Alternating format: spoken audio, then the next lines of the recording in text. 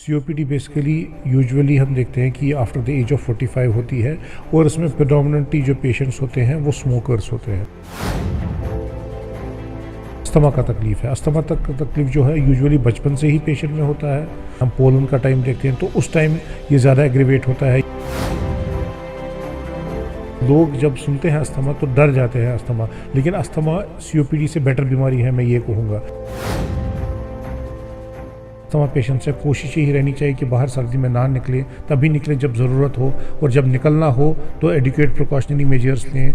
Muffler पहने ताकि ठंडी हवा अंदर ना जाए, वार्म क्लोथ्स पहने ताकि ठंडे के असर ना हो, और वायरल इन्फेक्शंस प्रिवेंट करने के लिए आप वैक्सीनेशंस करा लें।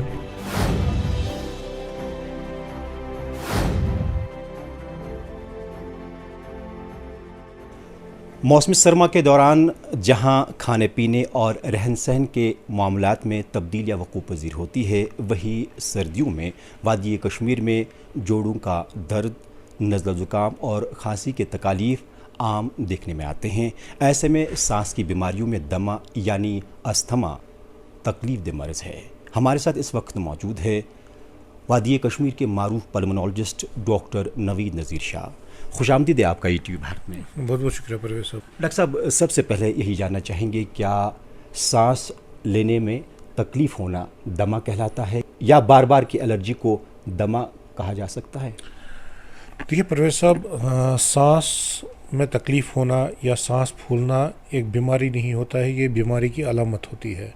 और जिस्म में बहुत से ऐसे तकालीफ हैं जिसमें ये सांस की परेशानी हो सकती है, जिसमें फेफड़े की बीमारी, हार्ट की बीमारी, खून का कम होना, या हमारी नर्वस सिस्टम की कुछ तकालीफ हैं, या किडनी के कुछ तकालीफ हैं, जिसके हर किसी बीमारी की जो सिम्टम होता है वो सांस फूलना हो सकता है। इसलिए अगर कोई सांस फूलने की तकलीफ़ के साथ किसी डॉक्टर साहब के पास कोई पेशेंट आता है तो उसका पूरा इवेलुएट करना पड़ता है कि ये सांस क्यों फूल रही है, ये बज़ात को छाती की बीमारी है या किसी और सिस्टम की बीमारी है। अगर छाती की तकलीफ़ में देखें तो उसमें स्पायरोमेट्री करते हैं या पीएफटी जिसे हम कहते हैं, उस लंग फंक्शन से हमें पता चलता है कि इसका फेफड़ा कितना काम कर रहा है, और ये सांस फूलना दमा है या सीओपीडी है या कोई और तकालीफ जो है छाती की है जिसकी वजह से ये सांस फूलती है। इसके बाद जो आप एलर्जी की बात कर रहे हैं, देखिए majority of the asthma patients जो होते हैं वो एलर्जी में ही मुब्तला होते हैं, और ये different forms of allergy manifest होती है। किसी को स्किन एलर्जी होती है, किसी को राइनाइटिस होता है, ज़ुकाम होता है बार बार, किसी को आँखों की एलर्जी होती है। ये एक स्पेक्ट्रम ऑफ डिजीज़ होता है, और अगर यही एलर्जी हमारे फेफड़े को इन्वॉल्व करती है जिसकी वजह से एक पेशेंट को सांस फूलना शुरू होता है, या अर्ली स्टेज में सिर्फ खांसी होती है या चेस्ट में टाइटनेस होती है, तो ये दमे की अलामत हो सकती है एक पेशेंट में। अच्छा डॉक्टर साहब, बार बार की एलर्जी जिस पे आपने भी रोशनी डाली, बहुत सारे ऐसे लोग हैं जिन्हें ज़्यादा ज़ुकाम होता है, खांसी रहती है, अस्थमा से इसका कितना ताल्लुक़ है? देखिए बिल्कुल, देखिए जैसे मैंने पहले भी कहा कि एलर्जी एक स्पेक्ट्रम होता है। अगर हमारे अपर रेस्पिरेटरी ट्रैक्ट यानी नाक और गले में इसकी अलामत आते हैं तो ये पेशेंट को ज़ुकाम बार बार होना, छींके आना, आंखों में आंसू आना, गले में खराश, गला ख़राब होना, तो ये अपर रेस्पिरेटरी सिस्टम की अलामत होते हैं।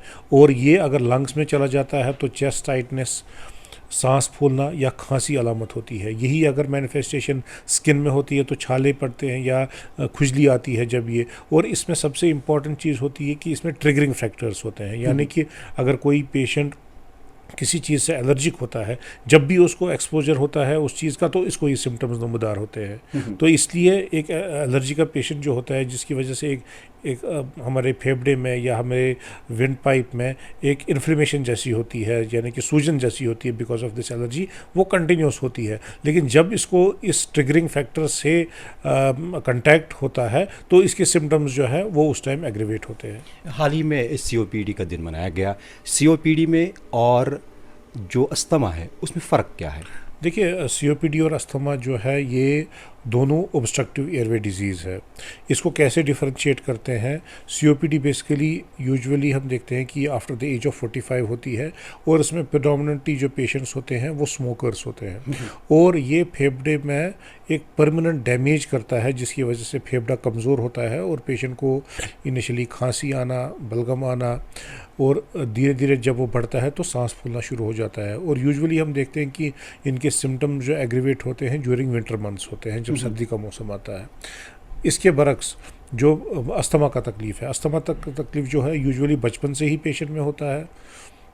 सेकंड, इसके ख़ास जैसे हम ट्रिगरिंग फैक्टर्स देखते हैं ड्यूरिंग चेंज ऑफ सीज़न, हम पोलन का टाइम देखते हैं तो उस टाइम ये ज़्यादा एग्रीवेट होता है, या डस्ट होती है, या जिस पेशेंट को जिस चीज़ से एलर्जी होती है जब वो एक्सपोजर होता है तो इसको ये सिम्टम्स एग्रीवेट होते हैं। सिम्टम्स ऑलमोस्ट सेम होते हैं लेकिन on the basis of history या on the basis of spirometry, PFT हम डिफ्रेंशिएट कर सकते हैं कि ये पेशेंट जो है ये अस्थमा का पेशेंट है या COPD का पेशेंट है। अस्थमा में शायद लोग जब सुनते हैं अस्थमा तो डर जाते हैं अस्थमा, लेकिन अस्थमा COPD से बेटर बीमारी है मैं ये कहूँगा, क्योंकि COPD एक बार हो गया वो लाइफ लॉन्ग डिजीज़ है, अस्थमा भी लाइफ लॉन्ग डिजीज़ है। लेकिन अस्थमा का जो ऑब्स्ट्रक्शन होती है लंग्स में जो वो कम्प्लीटली रिवर्सिबल होती है बनिस्बत की COPD में जो है पार्शली रिवर्सिबल होती है या इरिवर्सिबल होती है, यानी कि वो डैमेज जो है वो परमानेंट होता है। अच्छा डॉक्टर साहब, हमने बहुत सारे ऐसे पेशेंट्स देखे हैं जो स्मोकिंग कतई नहीं करते हैं, उम्र के किसी भी पड़ाव में उन्होंने स्मोकिंग नहीं की होती है, मगर वो भी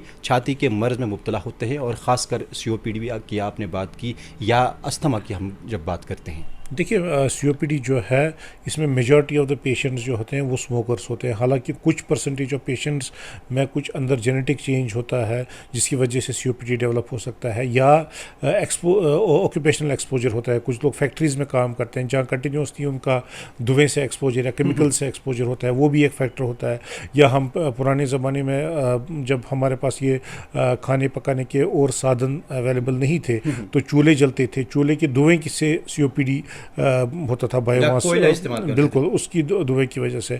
लेकिन अस्थमा जो है मैंने ये पहले भी कहा कि यूजुअली स्मोकिंग के साथ एसोसिएटेड नहीं होता है। हाँ, स्मोकर जो होता है अस्थमा का पेशेंट जो स्मोकर होता है तो उसमें जो ऑलरेडी बीमारी है वो ज़्यादा एग्रीवेट हो जाती है, लेकिन स्मोकिंग बजाते खुद एक पॉजिटिव फैक्टर नहीं होता है। अस्थमा यूजुअली एलर्जिक होता है और ये जेनेटिक होती है, और मेजॉरिटी हम पेशेंट्स में ऐसे भी देखते हैं जो नॉन स्मोकर्स होते हैं और उनको दमे का तकलीफ होती है। क्या अस्थमा के अलामात बचपन से ही ज़ाहिर होते हैं या ये किसी भी एज में ज़ाहिर हो सकते हैं? देखिए यूजुअली हम देखते हैं कि जो अस्थमा का पेशेंट डायग्नोज होता है इसके एसोसिएटेड सिम्टम्स जो होते हैं ये बचपन से ही होते हैं। वो किसी भी फॉर्म ऑफ एलर्जी में मुबतला हो सकता है। स्किन एलर्जी में यूजुअली हम एक मेडिकल टर्मिनोलॉजी में हम देखते हैं एलर्जिक मार्च होता है। एलर्जी यानी कि स्किन से शुरू होती है, फिर नाक की तरफ जाती है और फिर ये रुख छाती की तरफ करती है, जिसे हम एलर्जिक मार्च का नाम देते हैं। तो यूजुअली जो अस्थमा के पेशेंट्स होते हैं ये चाइल्डहुड में ही स्टार्ट होते हैं इनके सिम्टम्स, और अगर सही टाइम पे ट्रीटमेंट नहीं पहुंचता है और पेशेंट सही से ट्रीटमेंट नहीं लेता है, ये प्रोग्रेसिवली इसके सिम्टम्स, इसके अटैक्स प्रोग्रेसिवली इंक्रीज़ होते रहते हैं। हालांकि कुछ प्रपोर्शन ऑफ पेशेंट्स डेफिनेटली ऐसे भी होते हैं जिनको ये अस्थमा का तकलीफ़ जो है वो एल्डरली स्टेज में या जवानी में पैदा होते हैं, लेकिन यूजुअली हम एटोपी एलर्जिक अस्थमा के जो पेशेंट्स होते हैं यूजुअली इनके सिम्टम्स बचपन में ही नमूदार होते हैं। अच्छा, COPD का क्या सीन है? देखिए COPD यूजुअली हम देखते हैं कि अडल्ट्स में होता है आफ्टर द एज ऑफ 45। इनकी हिस्ट्री अगर हम लें तो ये टिपिकल हिस्ट्री देते हैं कि हमने स्मोकिंग शुरू की है काफ़ी टाइम से और अब सिम्टम्स शुरू हुए हैं। यूजुअली हम देखते हैं कि विंटर्स में इनको खांसी पहले होना, बलगम आना, ये अलामत शुरू होती है, धीरे धीरे सांस फूलना शुरू हो जाती है और ग्रेजुअली ये प्रोग्रेसिवली इंक्रीज़ होता रहता है, और फिर इसमें पेशेंट को जो है कंटिन्यूसली फिर अगर सीवियर COPD होता है फिर कंटिन्यूसली सांस फूलने का मर्ज होता है, और ये डैमेज जो लंग्स में हुआ होता है बिकॉज ऑफ स्मोकिंग ये इरिवर्सिबल होता है या पार्शली रिवर्सिबल होता है, और इस पेशेंट को फिर लाइफ लॉन्ग ट्रीटमेंट लेना पड़ता है इसके सिम्टम्स कंट्रोल रखने के लिए। क्योरेबल डिजीज़ है COPD? देखिए क्योरेबल ना अस्थमा है ना COPD है, ये both treatable and preventable disease है। देखिए अस्थमा का एलर्जी जो है ये life long symptom, life long control किया जा सकती ये है। बिल्कुल इसको कंट्रोल किया जा सकता है, क्योर नहीं किया जा सकता। कि क्योर हमारा माने ये है कि मुकम्मल एक बार पेशेंट ने दवाई ले ली, उसको फिर वापस ये बीमारी नहीं आ गई, उसे हम मेडिकल साइंस में क्योर कहते हैं। इसलिए इस बीमारी को जैसे डायबिटीज़, हाइपरटेंशन, पेशेंट को लाइफ लॉन्ग मेडिसिन लेनी पड़ती है depending upon stage of asthma या सीवियरिटी ऑफ अस्थमा। इस पेशेंट को भी हमें कुछ ट्रीटमेंट हो सकता है लाइफ लॉन्ग लेनी पड़े। इसके बरक्स जो सीओपीडी का मरीज़ है, ये तो एक बार डायग्नोज हो गया, ये भी लाइफ लॉन्ग डिजीज़ है, एल्डरली में होती है। और अगर हम स्मोकिंग को तर्क नहीं करें तो इसमें लंग्स फंक्शन और भी डिक्रीज़ होता है और उसको भी उसके बाद फिर लाइफ लॉन्ग ट्रीटमेंट लेना पड़ता है। लाइफस्टाइल का कितना ताल्लुक है अस्थमा की बीमारी से, और क्या ये मौरूसी बीमारी है अस्थमा? देखिए बिल्कुल, जैसे मैंने पहले भी कहा कि मेजॉरिटी ऑफ अस्थमा पेशेंट जो होते हैं ये एटोपिक होते हैं, एलर्जिक होते हैं, और यूजुअली ये मारूसी होती है, ये ट्रांसमिट नहीं होती है। मैं अस्थमा पेशेंट हूँ तो आपके पास बैठा हूँ तो आपको लग जाएगी, लेकिन ये जेनेटिक ही आती है। वालिद को होगा, वालिद को किसी ब्लड रिलेशन में होगा तो बिल्कुल, ये ब्लड रिलेशन में अक्सर हम देखते हैं कि पेरेंट्स को नहीं होता है तो ग्रैंड पेरेंट्स को होता है। तो अगर हम फैमिली हिस्ट्री लें तो ये ज़रूरी नहीं कि हर कोई पेशेंट, हर कोई अफराद खाना इसमें इन्वॉल्व होगा। कोई एक अगर आप हिस्ट्री ले इनमें मदर के साइड, फादर के साइड, तो यूजुअली अस्थमा के पेशेंट्स बिल्कुल ज़रूरी पेरेंट्स नहीं है, लेकिन ब्लड रिलेशन में हम देखते हैं कि अक्सर इन पेशेंट्स में देखते हैं कि काफ़ी जो इनके ब्लड रिलेशन में होते हैं सिमिलर सिम्टम्स होते हैं। तो ये और लाइफस्टाइल की जब आपने बात की, देखिए हमें ये आइडेंटिफाई करना होता है, एक पेशेंट को भी एक आइडेंटिफाई करना होता है कि मुझे कौन सी चीज़ से ये ट्रिगर होता है। पोलन से होता है, डस्ट से होता है, या किसी खाने की चीज़ से होता है। अगर वो खुद से आइडेंटिफाई कर पाता है तो उसका लाइफस्टाइल मॉडिफाई करना पड़ता है, उसको अवॉइडेंस थेरेपी जिसे हम कहते हैं, यानी कि उन चीज़ों से दूर रहना पड़ता है जिससे इसको ये प्रॉब्लम ट्रिगर होती है।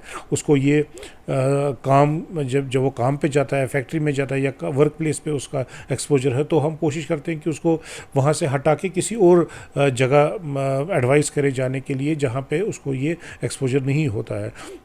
और अगर वो खुद से आइडेंटिफाई नहीं कर पाता है तो इसके टेस्ट वगैरह भी आते हैं जिससे हम एसरटेन कर सकते हैं कि इस पेशेंट को जो है किस वजह से एलर्जी होती है। और अगर वो चीज़ें वो अपनी ज़िंदगी से निकाल लेता है तो उसको जो है जो एक्सरबेशंस या बीच में अटैक्स आते हैं उनको वो प्रिवेंट कर सकता है। अगर अलामत ज़ाहिर होने के बाद ही इसका बर वक्त इलाज किया जाए, क्या बड़े होकर अस्थमा से बचा जा सकता है? बिल्कुल, देखिए अस्थमा से बचना जो है, एक बार अस्थमा डायग्नोज हो गया तो ये लाइफ लॉन्ग अस्थमा पेशेंट होता है। हाँ, हम अगर दवाई as per the advice of doctors या एज पर द प्रोटोकॉल ले तो हम ये प्रिवेंट कर सकते हैं कि उसको अटैक्स ना हो, वो एक रोज़मर्रा की ज़िंदगी, मामूल की ज़िंदगी कंटिन्यूसली गुजार सकता है। कई बच्चे हमने देखे जिनमें 10 साल की उम्र में या 9 साल या 8 साल की उम्र में एलर्जी आइडेंटिफाई हो गई है, तो क्या उनको अगर वक्त पे इलाज किया जाए आगे जाके वो अस्थमा से बच सकते हैं? देखिए बिल्कुल, अगर हम उसको अर्ली स्टेज में डायग्नोसिस बनाएं और प्रिवेंटिव ट्रीटमेंट उसको दें ताकि उसकी बीमारी वहीं पे कंट्रोल होए, उसको प्रोग्रेस नहीं हो जाएगी वो। लेकिन हम अक्सर देखते हैं कि ऐसे पेशेंट जो है ये ट्रीटमेंट उसी टाइम लेते हैं जब उनको सिम्टम्स आते हैं। जब सिम्टम्स एक बार चले गए तो वो अपना ट्रीटमेंट छोड़ देते हैं। देखिए मैं आपको एग्जाम्पल देता हूँ, अगर कोई ब्लड प्रेशर का पेशेंट होता है या डायबिटीज़ का पेशेंट होता है, अगर वो दवाई नहीं लेता है तो वो ब्लड प्रेशर मेजर करता है तो उसको पता चल जाता है नहीं, दवाई नहीं लेने से मेरा प्रेशर बढ़ गया। ऐसे ही शुगर की दवाई लेने से शुगर बढ़ जाता है, तो उसका डायरेक्टली मेजरमेंट है। लेकिन अनफॉर्चुनेटली अस्थमा का जो एक पैमाना बिल्कुल ये इसमें जो है ये घर पे ऐसे कोई टेस्ट नहीं कर सकता है। इसमें जो टेस्ट आते हैं जो अंदर इन्फ्लेमेशन देखते हैं या ऑब्स्ट्रक्शन देखते हैं, यूजुअली वो टेस्ट या बाजार में करने होते हैं या हॉस्पिटल में करने होते हैं। तो एक पेशेंट के पास यूजुअली पैरामीटर नहीं होता है जो वो मेजर कर सके कि मेरी इन्फ्लेमेशन अंदर कितनी है, तो वो ट्रीटमेंट लेता है on the basis of symptoms. जबकि एक डॉक्टर का मकसद होता है कि वो इसको ट्रीटमेंट देता है ताकि उसको ये बीमारी वापस ना आए, इसके सिम्टम्स वापस नमूदार ना हो। तो इस वजह से मैं यही एडवाइस करूँगा कि जो भी अगर किसी डॉक्टर ने डायग्नोसिस बनाया है तो उसको वो स्ट्रिक्टली फॉलो करे, उस टाइम ट्रीटमेंट ना ले जब वो उसके सिम्टम्स हों, बल्कि जैसे उन्होंने डॉक्टर साहब ने मशवरा दिया है एक ट्रीटमेंट कंटिन्यू करने का, उसकी बीमारी कंट्रोल रखने के लिए, अगर वो करेंगे उनकी बीमारी भी कंट्रोल में रहेगी, वो रोज़मर्रा की काम जो या ज़िंदगी जो बिल्कुल वो अब नॉर्मल एक इंडिविजुअल की तरफ लाइफ जी सकता है और ये अटैक्स जो है उसको भी प्रिवेंट कर सकता है। अच्छा डॉक्टर साहब, आपने अटैक्स की बात की जिसको हम अस्थमा अटैक्स कहते हैं, ये मौसम सरमा में ज़्यादा आते हैं सुबह और शाम के औकात के दौरान। ये अटैक्स किस तरह से आते हैं और बर वक्त इलाज करने की इन अटैक्स की ज़रूरत क्या है? देखिए, मैं ये नहीं कहूँगा कि ये यूजुअली मौसम सरमा में ही आते हैं। जैसे मैंने अस्थमा के अटैक्स जो यूजुअली होते हैं, ये ट्रिगर होते हैं तभी जब इस पेशेंट को जो है ट्रिगरिंग फैक्टर है जो उससे एक्सपोजर हो। ये समर में भी हो सकता है, ये यूजुअली स्प्रिंग्स में हम पोलन देखते हैं तो वह उस टाइम ज़्यादा होता है। हाँ, मौसम सरमा में भी बिकॉज हम देखते हैं कि मौसम सरमा में हम वायरल इन्फेक्शंस की तादाद जो है वो काफ़ी बढ़ जाती है, और ये वायरल इन्फेक्शन सबसे कॉमन कॉज होता है इस अस्थमा पेशेंट को सिम्टम्स एग्रीवेट होने का। अगर हम इसको प्रिवेंट करेंगे तो हम इसको अस्थमा के अटैक्स को जो है उसको प्रिवेंट कर सकते हैं। ये कैसे प्रिवेंट करेंगे? अगर जो भी अस्थमा का पेशेंट है बिफोर ऑनसेट ऑफ विंटर, वो अगर अपने जो उनको ट्रीटिंग डॉक्टर है उनके पास जाएं, उनका चेकअप कराएं, उनको वो अपना ट्रीटमेंट जो है वो ऑप्टिमाइज़ कर सकते हैं ताकि वो जो है उनकी बीमारी कंट्रोल में रहे, और उनको प्रिकॉशनरी मेजर्स भी बता सकते हैं कि क्या क्या उनको अवॉइड करना चाहिए विंटर्स में ताकि इनके अटैक्स ना हो। और थर्ड चीज़, इन वायरल इन्फेक्शंस को प्रिवेंट करने के लिए हमारे वैक्सीनेशन, क्योंकि मोस्ट कॉमन फ्लू होता है वायरल इन्फेक्शंस का विंटर्स में, और उस फ्लू को प्रिवेंट करने के लिए हमारे पास फ्लू वैक्सीन भी है, तो वो काफ़ी हद तक मदद कर सकता है हमें इन अटैक्स को प्रिवेंट करने में। अच्छा डॉक्टर साहब, ये हमें बताइए कि अस्थमा पेशेंट्स की जो परेशानी है मौसम सरमा में ज़्यादा बढ़ जाती है। जब हम इलाज की बात करते हैं, किस तरह की इलाज हमारे पास मौजूद है? देखिए, इसमें अस्थमा के ट्रीटमेंट पे हम दो तरीके की दवाइयाँ देते हैं। एक तो रिलीवर्स और कंट्रोलर्स। रिलीवर्स वो मेडिसिन होते हैं जब वो उस पेशेंट को तब दिए जाते हैं जब उनको अटैक्स हों या सिम्टम्स एग्रीवेट होते हैं। कंट्रोलर्स वो दवाइयाँ होती हैं जो एक बीमारी को कंट्रोल करने के लिए दी जाती है, तो ये कंटिन्यूसली लेनी पड़ती है। और अस्थमा को कंट्रोल करने के लिए जो मेन स्टे ऑफ ट्रीटमेंट है वो स्टीरॉइड्स है। अगर यही ऑरल फॉर्म में हमने ये स्टीरॉइड्स लिए तो इसके काफ़ी साइड इफ़ेक्ट्स हैं। स्टोमक में इरिटेशन, ब्लड प्रेशर बढ़ना, डायबिटीज़, शुगर का बढ़ना या हड्डियों का कमज़ोर होना, ये आमतौर इसके साइड इफ़ेक्ट्स हम देखते हैं स्टीरॉइड्स। लेकिन अगर हम यही steroids in the form of inhaler लें तो ये एक तो डायरेक्टली एक लंग्स में ये दवाई चली जाती है जहाँ पे इसको असर करना होता है। सेकेंड, इसका डोजेज भी मिनिमाइज बहुत मिनिमम होता है। और थर्ड, इसका सिस्टमिक एब्जॉर्प्शन जो है वो ऑलमोस्ट नेग्लिजिबल होता है, यानी कि ये दवाई ब्लड में नहीं जाती है और बाकी सिस्टम्स को इन्वॉल्व नहीं करती है। चूँकि ये लॉन्ग टर्म पे लेनी होती है, इसलिए इनहेलर फॉर्म में जो मेडिसिन ली जाती है अस्थमा में वो ज़्यादा बेहतर रहती है। इसके कम साइड इफ़ेक्ट्स हैं, डोजेज कम है और बाकी सिस्टम्स इसमें इन्वॉल्व नहीं होते हैं। डॉक्टर साहब, कई ऐसे लोग हैं जो एलर्जिक है, अलामत देखी जाती है सुबह और शाम ज़्यादा देखी जाती है, या उनको नज़र ज़ुकाम सुबह ज़्यादा रहता है या शाम के औकात में उनको खांसी ज़्यादा आती है। इन पेशेंट्स को किस तरह का एहतियात बरतने की ज़रूरत है? एलर्जिक की खास हम बात करें। बिल्कुल, देखिए, अगर किसी पेशेंट्स को नाइट टाइम, यूजुअली हम देखते हैं कि early morning symptoms asthma patients को ज़्यादा होते हैं, ये मेडिकल साइंस में प्रूवन है। देयर आर फिजियोलॉजिकल अंदर फैक्टर्स कुछ होते हैं, जैसे इन्फ्लेमेशन होती है तो एंटी इन्फ्लेमेटरी सब्सटेंसेस हमारे मिनिमम होते हैं बॉडी में ड्यूरिंग अर्ली मॉर्निंग आवर्स, तो इस वजह से जो सिम्टम्स एग्रीवेट होते हैं अर्ली मॉर्निंग, ज़्यादा एग्रीवेट होते हैं सिम्टम्स इस पेशेंट्स को। दैट मीन्स उसका अस्थमा कंट्रोल में नहीं है, और उसको, इसका मतलब ये है कि उसको डॉक्टर साहब को दिखाना पड़ेगा। उसको जो ट्रीटमेंट ऑलरेडी चल रहा है उसको थोड़ा रद्द-बदल करके, उसके डोजेज को चेंज करके वो ये इन सिम्टम्स से इंशाल्लाह दूर हो सकता है, अगर वो इस on the basis of advice of doctor अपना ट्रीटमेंट थोड़ा रद्द बदल करे। एलर्जिक पेशेंट्स का भी यही हाल है। बिल्कुल, एलर्जी, देखिए, एलर्जी बज़ात खुद लंग्स में जब होती है उसी को हम दमा कहते हैं, उसी को अस्थमा कहते हैं। तो ये एलर्जी जो है ये सिस्टमिक डिजीज़ है, तो ये हर किसी बॉडी पार्ट में सेम फैक्टर होता है। एंटी इन्फ्लेमेटरी सब्सटेंसेस जब बॉडी में कम होते हैं तो ओब्वियसली उसके एलर्जिक सिम्टम्स जो हैं वो बॉडी में किसी भी पार्ट में हो वो एग्रीवेट हो जाएंगे उस टाइम। एहतियात की अगर बात करें, किस तरह का एहतियात करने की ज़रूरत है अस्थमा पेशेंट्स को, ख़ासकर इस विंटर में? देखिए, मैं यही कहूँगा कि विंटर से पहले अपने डॉक्टर साहब से मिलें, उनका अपना ट्रीटमेंट जो है वो ऑप्टिमाइज़ कराएं। जो अस्थमा पेशेंट से कोशिश यही रहनी चाहिए कि बाहर सर्दी में ना निकलें, तभी निकलें जब ज़रूरत हो, और जब निकलना हो तो एडिक्वेट प्रिकॉशनरी मेजर्स लें। मफलर पहने ताकि ठंडी हवा अंदर ना जाए, वार्म क्लोथ्स पहने ताकि ठंडे के असर ना हो, और वायरल इन्फेक्शंस प्रिवेंट करने के लिए आप वैक्सीनेशंस करा लें, वो कोविड का हो, वो फ्लू का हो, या जो हाई रिस्क फैक्टर पेशेंट्स हैं उनको निमोनिया का वैक्सीन भी लगा सकते हैं। और इसके अलावा अगर घर में कोई आपका ऐसा patient upper respiratory tract infection लेके आता है तो उसको आइसोलेट करें, ताकि चूँकि हमारी टेंडेंसी रहती है विंटर्स में कि हम एक ही कमरे में सर्दी की वजह से रहते हैं, तो एक पेशेंट को इन्फेक्शन होता है, वो पूरे अफराद खाना को इन्वॉल्व करके एक लाइन सी लग जाती है सीक्वेंस में, हर किसी को इन्फेक्शन होता है। तो कोशिश यही रहनी चाहिए कि अगर कोई इन्फेक्शन में मुबतला है तो उसको हम आइसोलेट करें, जैसे हम कोविड में करते थे।